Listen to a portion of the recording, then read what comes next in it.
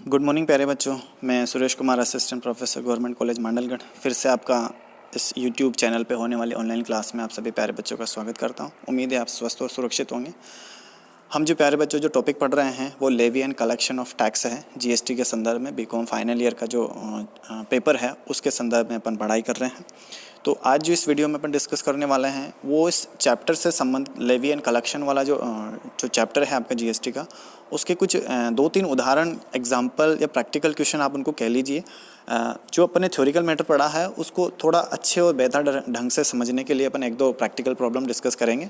तो शुरू करते हैं। क्या क्वेश्चन है? संयुक्त आपूर्ति, मिश्रित आपूर्ति के बारे में मैंने इससे पहले वाले वीडियोस में बहुत ही अच्छी तरह से समझाया है। उसी से संबंधित अपन एक प्रैक्टिकल क्वेश्चन देखने वाले हैं। तो क्या है, देखिए, कुछ सिचुएशन आपको दी गई है कि आपको अगर इस तरह की सप्लाई दी जाती है तो आप कैसे डिसाइड करोगे कि ये संयुक्त आपूर्ति है या मिश्रित आपूर्ति है। कुछ उदाहरण से अपन उसको अच्छी तरह से समझ जाएंगे। तो देखिए, सबसे पहले आपको दिया है, ये देखिए, दिवाली के अवसर पर उपहार की आपूर्ति की गई है जिसमें मिठाई, नमकीन एवं बिस्किट हैं। उपहार पेय की एक कीमत पर आपूर्ति की जाती है। प्रत्येक वस्तु की अलग अलग आपूर्ति की जा सकती है तथा ये एक दूसरे पर निर्भर नहीं है। ये इस तरह का एक आपको सेंटेंस दिया है। अब आपको प्रत्येक दशा में कारण सहित बताना है कि ये आपूर्ति जो की गई है वो संयुक्त आपूर्ति है या मिश्रित आपूर्ति है। तो पहले वाले क्वेश्चन में अगर आपने वीडियोस को अच्छी तरह से देखा है प्यारे बच्चों, संयुक्त आपूर्ति और मिश्रित आपूर्ति किसे कहते हैं, तो आप तुरंत ही इसका आंसर दे दोगे कि सर ये संयुक्त आपूर्ति है या मिश्रित आपूर्ति है। इसने साफ साफ लिखा है कि जो उपहार दिया गया है वो एक, उसमें बहुत सारी चीज़ें मिलाकर, जिसमें क्या क्या मिलाया, मिठाई, नमकीन और बिस्किट, ठीक है। उपहार की एक कीमत पर आपूर्ति की गई। अब ये मिठाई, नमकीन, बिस्किट की अगर अलग अलग प्राइस हो सकती है, जैसे 50 रुपये का बिस्किट हो सकता है, 50 रुपये की नमकीन हो सकती है, मिठाई की अलग कीमत हो सकती है, और पूरा कॉम्बो बना के वो 250 रुपये का हो सकता है, ठीक है। तो उसकी 250 रुपये में उन्होंने उस गिफ्ट की सप्लाई की है। उस गिफ्ट का क्या मूल्य रखा, 250 रुपये, और इसमें ये 3 आइटम शामिल हैं, ठीक है। और लास्ट में इसने बोला है कि प्रत्येक वस्तु की अलग अलग आपूर्ति भी की जा सकती है। ये सब पॉसिबल है। बिस्किट को आप अलग से डिब्बा दे सकते हो, नमकीन का आप अलग से पैकेट दे सकते हो, मिठाई का आप अलग से पैकेट दे सकते हो। उसने सिचुएशन बता दी। तो आप क्या बताओगे, क्या हो सकती है, मिश्रित आपूर्ति है या संयुक्त आपूर्ति? संयुक्त आपूर्ति के बारे में अपन ने क्या देखा था कि उसमें एक प्रधान आपूर्ति होनी चाहिए, ठीक है। एक कोई ना कोई वस्तु की उसमें प्रधान आपूर्ति होंगी, और दूसरी जो सहायक आपूर्तियां हैं वो स्वाभाविक रूप से उससे जुड़ी हुई होंगी। प्रत्येक की सप्लाई अलग से नहीं दी जा सकती। तो ये सीधा सीधा है कि ये क्या है, आपकी मिश्रित आपूर्ति। मिश्रित आपूर्ति में क्या है, प्रत्येक वस्तु या सेवा की अलग अलग आपूर्ति दी जा सकती है। तो ये पहले वाला तो क्लियर है कि ये मिश्रित आपूर्ति है, और इस पर जीएसटी किस रेट से एप्लीकेबल होगा, जिस पर जीएसटी सबसे ज़्यादा लग रहा होगा। नमकीन पर अगर जीएसटी की रेट सबसे ज़्यादा है तो वो लगाएंगे, बिस्किट पे ज़्यादा है तो बिस्किट वाली रेट लगाएंगे, और मिठाई पर ज़्यादा रेट है तो मिठाई वाली रेट एप्लीकेबल करेंगे। तो ये क्लियर है। अगले पॉइंट में क्या बोला उसने, एक उपभोक्ता ने एक टेलीविज़न सेट खरीदा है, टीवी के साथ उसकी वारंटी और रख रखाव का अनुबंध भी प्राप्त किया। क्लियर है, ये क्या है, आपकी संयुक्त आपूर्ति। क्यों? क्योंकि टीवी खरीदा है और उसके साथ वारंटी की सुविधा दी है और उसके मेंटेनेंस की सुविधा उसने दी है। ये उसी के साथ स्वाभाविक रूप से जुड़ी हुई है। टेलीविज़न खरीदा है तो उसको 6 महीने या 12 महीने में उसको चेंज करने की अगर वारंटी आपको दी जाएंगी तभी आप उसको खरीदोगे, उसके बिना उसको नहीं खरीदा जा सकता। वारंटी, अगर आप टीवी नहीं खरीदो, अगर आपने टेलीविज़न नहीं खरीदा तो क्या वारंटी की सप्लाई या सुविधा सेवा जो है उसकी सप्लाई आपको अलग से दी जा सके? बिना बात ही क्यों वारंटी देगा? जब आप खरीदोगे तभी तो देगा ना वारंटी उसकी, या उसके मेंटेनेंस की सुविधा तभी देगा। तो ये भी स्वाभाविक रूप से एक दूसरे से जुड़ी हुई सप्लाई होगी। इसमें प्रधान आपूर्ति क्या हो जाएंगी, टेलीविज़न की, और सहायक आपूर्ति वारंटी वाली सेवा और मेंटेनेंस की सेवा, ये क्या हो जाएंगी, सहायक आपूर्ति। तो इसमें एक प्रधान आपूर्ति है, तो ये क्या हो गई आपकी संयुक्त आपूर्ति। और इसमें जीएसटी के रेट क्या लगेंगे, संपूर्ण आपूर्ति का मूल्य मान लीजिए, टीवी का मूल्य 50,000 रुपये मान लीजिए, वारंटी का 10,000 मान लीजिए, और मेंटेनेंस की सुविधा का 10,000, तो 70,000 हो जाता है, ठीक है। अब टेलीविज़न पर जीएसटी की रेट 18%, और वारंटी पे मान लीजिए 12% है, और मेंटेनेंस पे मान लीजिए 28% है। तो कौन सी रेट अपन एप्लीकेबल करेंगे? तो अपना जो टीवी पे जो जीएसटी का रेट है 18%, वो संपूर्ण आपूर्ति 70,000 रुपये पर टैक्स लगाएंगे, ठीक है। ये इस तरह से होगा। ये पता करना है अपने को कि कौन सी वाली आपूर्ति ये है।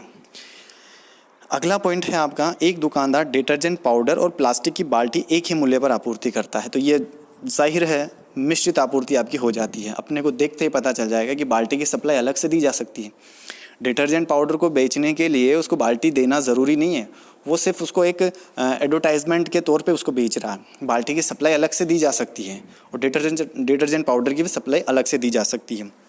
तो इस पर जीएसटी की रेट कैसे कौन से लगाओगे आप? मिश्रित आपूर्ति पर जो एप्लीकेबल होती है, सबसे हाईएस्ट रेट। ठीक है, अगला उदाहरण है, एक होटल 4 दिन एवं 3 रात का पैकेज देता है। कोई होटल है जो एक पैकेज देता है 4 दिन और 3 रात का, कि आप वहाँ पर स्टे कर सकते हो इतने दिन। तो उसमें जिसमें कमरे में क्या सुविधा दी जाएंगी आपको? आवास के साथ भोजन और नाश्ते की सुविधा भी आपको दी जाएंगी। अगर आप एक होटल में रुकते हो, आपको रहने की सुविधा दी जाती है, तो खाने की सुविधा भी आपको वहाँ मिलनी चाहिए। ठीक है, और क्या नाम से नाश्ते की सुविधा, सुबह सुबह आपको नाश्ते की ज़रूरत पड़ेगी, खाने की ज़रूरत पड़ेगी। तो ये एक होटल वाले के लिए तो स्वाभाविक रूप से ये सप्लाई क्या है, अगर कमरे की सुविधा आपको दे रहा है तो खाने की सुविधा भी आपको मिलेगी। तो स्वाभाविक रूप से क्या है, ये एक दूसरे से जुड़ी हुई है। ठीक है ना, इसमें ये नहीं है कि आपको सिर्फ होटल में ठहरने की व्यवस्था दे और खाने की व्यवस्था आपको दूसरी जगह मिले, ये पॉसिबल नहीं है। खाने की व्यवस्था भी आपको वहीं पर भी मिलेगी। तो ये सप्लाई जो है ना, खाने की, नाश्ते की सप्लाई जो है, ये आवास की सुविधा के साथ स्वाभाविक रूप से जुड़ी हुई है। तो ये क्या आपूर्ति हो जाएंगी? आपकी संयुक्त आपूर्ति। और इसमें मुख्य आपूर्ति या प्रधान आपूर्ति कौन सी होंगी? आवास की सुविधा। ठीक है, खाने की जो आपूर्ति होंगी या नाश्ते की जो आपूर्ति होंगी वो क्या हो जाएंगी? सहायक आपूर्तियाँ। तो इसमें एक प्रधान आपूर्ति हो गई और एक सहायक आपूर्ति हो गई, और ये आपूर्तियाँ एक दूसरे से अलग नहीं हो सकती, साथ साथ जुड़ी हुई है। अगर अलग अलग हो सकती थी तो इसका अपन मिश्रित आपूर्ति मानते, अगर नहीं है, अपन को दिख रहा है कि ये क्या है? संयुक्त आपूर्ति है। तो अब इस पे जीएसटी की रेट कौन सी लगाओगे आप? जो संयुक्त आपूर्ति पर लगती है। जो आवास की सुविधा पर जो जीएसटी की रेट होंगी वही रेट अपन नाश्ते पे और भोजन पर लगाएंगे। क्लियर है? तो इस उदाहरण से क्लियर होता है।